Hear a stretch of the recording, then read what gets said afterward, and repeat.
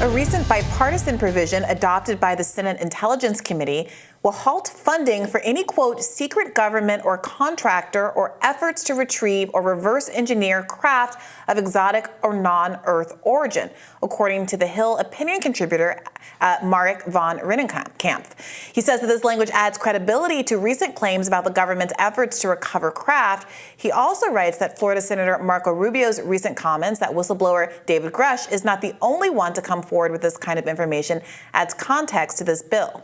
The bill tells individuals with knowledge of these activities to disclose, quote, all relevant information. Marik von Rennenkampff joins us now to weigh in. Welcome to the program. Hey, guys. Thanks so much for having me. Yeah, great to discuss with you. Tell us more about this bill and just what you make of the increased conversation around UFOs in the wake of the David Grusch interview. Are there a lot more whistleblowers to come forward, a lot more people with actually direct knowledge of UFO, of craft, of people driving the craft, etc.? Aliens? You can say it, Robbie. No, it's a good question, Robbie. By all accounts, from all the reporting and the chatter that I'm seeing, and I'm focusing on Rubio's recent comments that some very high clearance holders in very high positions, those are direct quotes from Senator Rubio, have come forward to the Senate Intelligence Committee. We learned just yesterday afternoon that Senator Kirsten Gillibrand, who, along with Senator Rubio, have really led the charge on this, is planning to hold an open hearing, hopefully, potentially, likely with the whistleblower, Mr. Grusch. So my hunch is that Congress would not go through the exercise of putting together such, shall we say, groundbreaking and extraordinary legislation and hold open hearings if there was nothing to this and if there were not other individuals who were corroborating Mr. Grusch's claims. Well, let me push back against that. The counter argument would be that we have a Pentagon budget which has failed, 5 consecutive audits.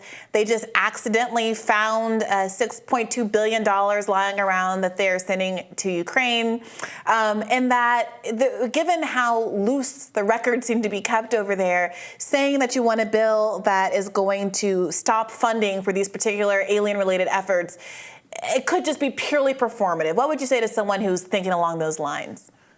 It's a good point. Look, I worked at the Pentagon. I know the budget is it's just extravagant. I know funding goes down rabbit holes, and you're right. The audit issue is a big problem. I do want to focus to get to your question on the fact that, and I'm kind of a government nerd. I worked again at DOD and briefly at the State Department, and I don't know if your viewers are familiar with what an inspector general is, but it's basically an internal cop that ensures that an organization is operating legally and above board and correctly. And I need to reiterate this, that the former inspector general of the entire intelligence community, that's 18 separate intelligence agencies, has found the whistleblowers' claims that information was illegally withheld from Congress to be credible and urgent. And that's not something that happens if, this is a law enforcement body. This is a very serious charge and allegation. And that's not something that just comes out of the blue if the Pentagon was trying to fudge some numbers or mess around with numbers on funding. So much of what we've heard recently is from people like Grusch, referencing others in the government who have the direct knowledge. It's always indirect knowledge. Is this a step in the direction of actually hearing from the relevant parties, not from not from the secondhand sources, but from people with direct knowledge of things of UFO interest to the American people?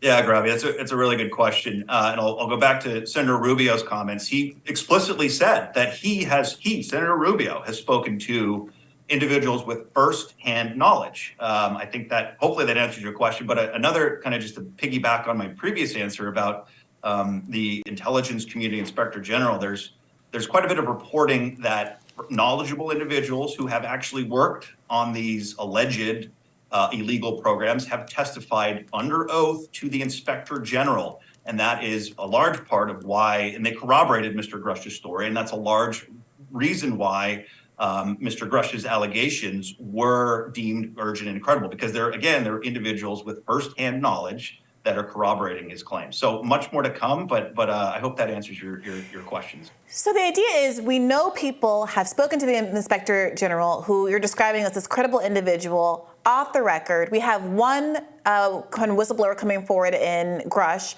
but we have no one else who's willing to testify directly. Do we expect, given that this is now kind of a semi-public issue, it's such a point of national discourse, but no one else has gone on the record, do we expect them to actually come forward in these hearings and be willing to do so?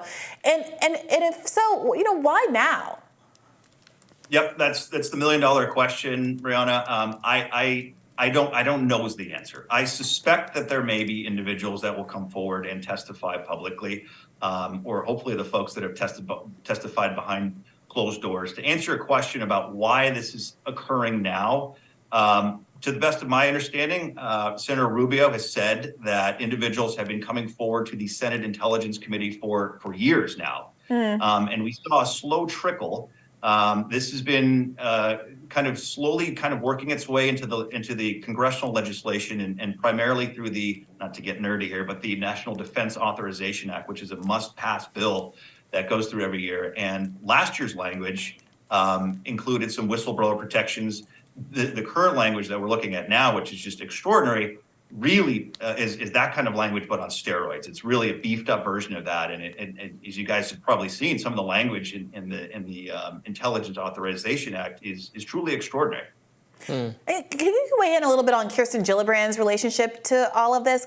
We were talking about this a little bit yesterday, that it did seem like a disproportionate number of the actors that were invested in this particular issue happened to be right-leaning. Kirsten Gillibrand is obviously a Democrat. What do you make of her involvement?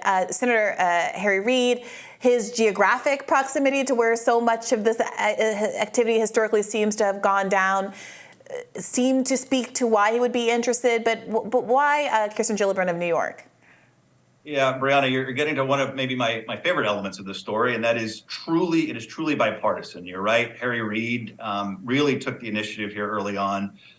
Rubio kind of started the conversation more recently, and then Gillibrand really took it and ran with it with some very, very historic legislation last year, the year before. So it is truly bipartisan. Senator Gillibrand has talked quite a bit about this. Not very much in kind of mainstream media outlets. You have to kind of dig to the podcast level and the UFO Twitter level to see her remarks on this. But she is really, I think, leading the charge, and Rubio as well. But to see that pair, and I want to quickly emphasize that those are two former presidential candidates.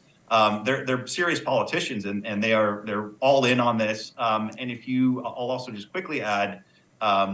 Senator Rubio and Senator Gillibrand spearheaded a letter to the Department of Defense that had 16 other co-signers on it. I think there were 7 or 8 other former presidential candidates that signed on to this. So this is a remarkably bipartisan issue. You might not hear about it all the time, but if you dig deeper, some very interesting names pop up that are very much involved in this from both parties. You hear about it all the time, if you're watching our show, at least. Marik, it was wonderful to have you on. Thank you so much.